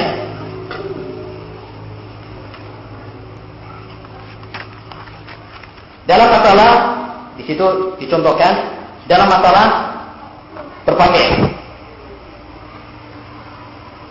Berikut beberapa contoh yang hendaknya kita terapkan guna menghindari fitnah dan menarik hati masyarakat. Yang pertama, tidak tampil beda dalam berpakaian. Selama pakaian yang ada di masyarakat tidak bertentangan dengan syariat Islam. Ya. Jadi selama di masyarakat kita mereka memiliki pakaian biasanya, kalau masyarakat kita biasanya apa? Sarung atau baju takwa, kemudian kopiah, gitu kan? Maka hendaknya bagi kita untuk mengikuti pakaian tersebut. Ya.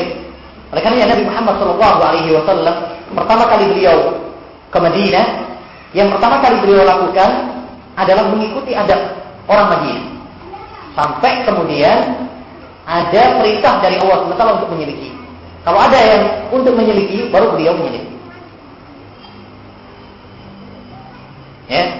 Tapi apakah berarti kemudian kita tidak boleh pakai gamis atau pakai jubah? Enggak. Kalau memang itu di suatu komunitas yang memang mereka menganggapnya biasa, tidak ada masalah juga.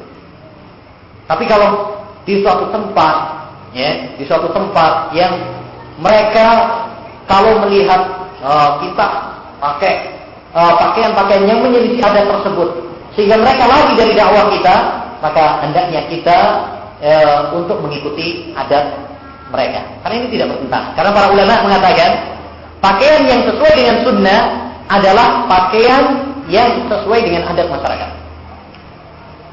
Itu pakaian yang mendekati kepada sunnah. Oleh karenanya Nabi Muhammad SAW pakaian beliau adalah mengikuti adat kita. Ya, mengikuti adat. Dan ini dikatakan oleh para ulama seperti Imam Ibnu Aqil Imam Syafi'i ini, Syekh Utsaimin, Syekh Bakr Abu Zaid dan yang lain-lain, bahwa pakaian itu tergantung pakaian yang lebih mendekati sunnah itu adalah pakaian yang mengikuti adat setempat. Sekalipun kalau misalkan kayak di pondok atau di yang lain yang udah terbiasa, orang tidak menganggap itu adalah satu hal yang aneh, tidak asing, maka ini tidak mengapa insyaallah taala. Baik.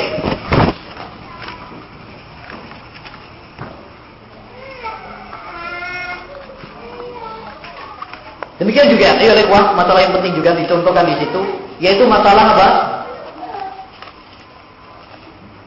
Mengangkat tangan dan mengamini doa kunut di masjid yang imamnya memakai kunut ketika salat subuh. Masalah ini adalah masalah yang diperselisihkan ulama rahimahullah taala, yakni kalau kita sebagai makmum, imam kita kunut subuh. Mungkin kita tahu semuanya bahwa kunut subuh yang terus-menerus itu adalah hadisnya dhaif sehingga tidak bisa dijadikan hujjah. Tapi yang menjadi masalah kalau kita sebagai makmum. Kalau kita sebagai makmum, apa yang kita berbuat? Apakah kita mengikuti imam ataukah kita tidak mengangkat dan tidak mengamini? Masalah ini diperselisihkan ulama, tapi fatwa kebanyakan para ulama hendaknya kita mengikuti imam. Hendaknya kita mengikuti imam untuk menghindari fitnah dan menghindari perpecahan dan perselisihan. Karena masalah ini adalah masalah yang khilafiyah, masalah yang diperselisihkan ulama. Bukankah mazhab Syafi'i rahimahullah taala dan beliau adalah termasuk ulama mazhab yang mengatakan bahwasanya kunut subuh terus-menerus adalah sunnah. Oleh karenanya disebutkan bahwa Al-Imam Ahmad rahimahullah taala sekalipun beliau berpendapat bahwasanya kunut subuh adalah terus-menerus adalah bid'ah, tapi kalau beliau salat di belakang imam yang kunut, maka beliau pun ikut kunut. Semua itu untuk menghindari perpecahan dan perselisihan. Karena termasuk kaidah dalam syariat adalah mencintai persatuan dan menghindari perpecahan. Baik. Setelah ini semuanya, ayyuhal ikhwah, bukan berarti dan itu juga diingatkan oleh penulis. Bukanlah maksud penulis di sini adalah untuk menggembosi, untuk melemahkan semangat sebagian ikhwan dalam menerapkan sunnah Nabi SAW. Mungkin nanti ada komentar, waduh, ini kok kasihannya malah bikin saya lemas dalam melemahkan sunnah Nabi SAW. Tidak, kita tidak bermaksud untuk mematikan sunnah Nabi atau menggembosi semangat di dalam menerapkan sunnah Nabi SAW. Tetapi maksudnya adalah bagaimana kita menerapkan hikmah sesuai dengan yang dicontohkan oleh Nabi sallallahu alaihi wasallam sehingga dakwah ini akan bertambah menyebar insyaallah taala. Nah, yang terakhir, contoh ke-14, senantiasa berusaha untuk sabar dan tidak terburu-buru memetik buah dakwah yang dirintis. Telah dimaklumi ayyuhal ikhwah rahimani wa rahimakumullah bahwa dalam dakwah ila Allah Jalla wa Ala banyak tantangannya. Pasti seorang yang berdakwah pasti di sana ada tantangannya. Oleh karenanya sering sekali Allah Subhanahu wa taala mengiringkan perintah dakwah dengan perintah sabar.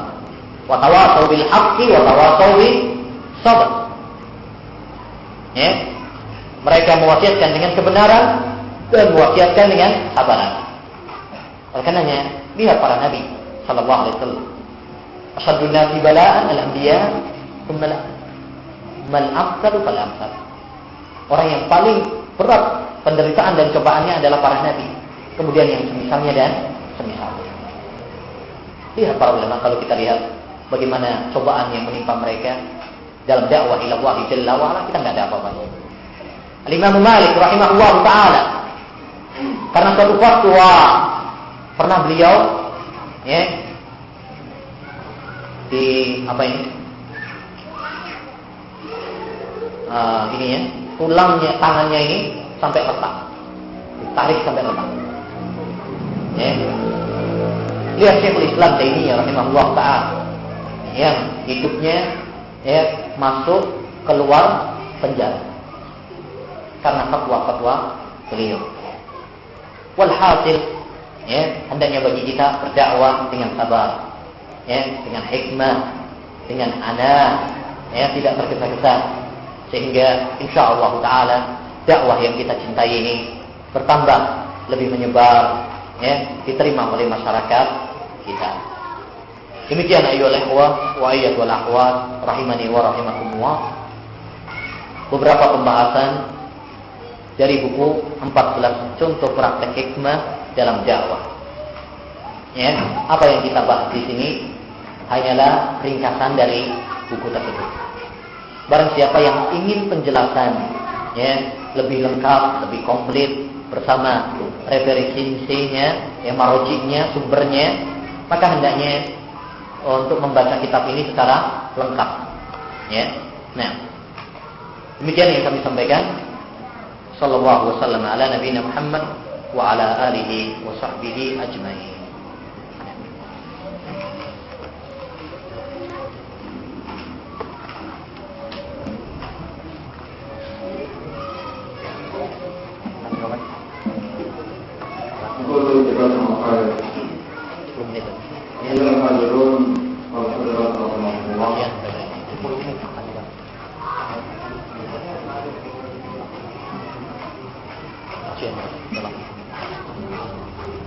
Untuk ada tanya jawab yang seperti biasa kurang lebih 10 menit. Bagi peserta yang berkehendak untuk menanyakan sesuatu, dimohon untuk menuliskan tulisan atau pertanyaannya di sebuah kertas. Mohon. Tapi ini ada. Baik, ini ada pertanyaan. Ustaz, seandainya kita dijadikan imam waktu subuh, apakah harus kunut apabila mayoritas dari mereka melakukan kunut? Syukran. Kalau kita yang jadi imam, maka menurut pendapat yang kuat adalah, ya, kunut subuh terus menerus adalah tidak dicontohkan oleh Nabi Shallallahu Alaihi Wasallam. Karena hadis yang menjadi pijakan, mazala Rasulullah Shallallahu Alaihi Wasallam yaqnutu fil fajri hatta faraqat dunya, adalah Rasulullah Shallallahu Alaihi Wasallam terus menerus melakukan kunut subuh sampai meninggal dunia. Hadis tersebut adalah, ya, tidak sahih dari Nabi Shallallahu Alaihi Wasallam, karena di dalam rawinya terdapat seorang yang lemah. Ya. Nah, jadi kalau kita yang disuruh untuk menjadi imam, maka kita tidak perlu untuk melakukan kunut. Dan kita kasihkan syarat kepada mereka, Pak, kalau sampai yang nyuruh saya sebagai imam, saya nggak kunut loh. Nah gitu, ya. Dan itu dipraktekkan oleh sebagian asatidzah kita, dan akhirnya setelah itu masjid tersebut nggak kunut-kunut.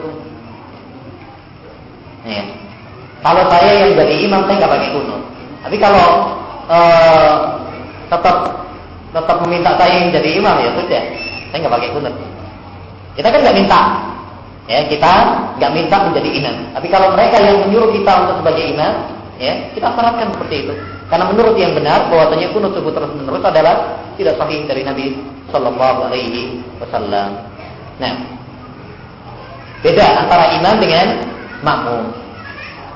Karena Rasulullah SAW bersabda, "Innama ju'ilal imam liyu'tamma bihi." Imam itu dijadikan untuk diikuti. Jadi beda. Tatkala kita menjadi imam sama menjadi makmum. Tatkala kita menjadi imam, maka berusahalah untuk mengikuti Rasulullah Shallallahu Alaihi Wasallam. Tapi ketika makmum, ya, kita untuk menghindari perselisihan, selagi itu adalah masalah-masalah khilafiyah yang muqtadarah di kalangan para ulama, hendaknya mengikuti imam. Kecuali kalau itu tidak mendatangkan fitnah, tidak mendatangkan perselisihan. Akan apa? Seperti misalkan perselisihan, imam misalkan menggerakkan, kita nggak menggerakkan, atau imam tidak menggerakkan, kita menggerakkan, atau imam sujud dengan tangan dulu, kita dengan lutut dulu, atau imam yang lutut dulu, kita yang tangan dulu. Perselisihan seperti ini adalah perselisihan yang tidak menampakkan perselisihan atau tidak membuat ribut, tidak membuat fitnah, maka di sini tidak masalah untuk kita menguatkan pendapat masing-masing. Tapi kalau seperti masalah kunut, kalau kita nggak kunut, ini dikhawatirkan akan mendatangkan apa? Fitnah. Wallahu. Dan ini yang difatwakan oleh Syekh Islam Taimiyah, Syekh bin Baz, Ibnu Taimiyah dan yang lain-lain. Wallahu. Ya.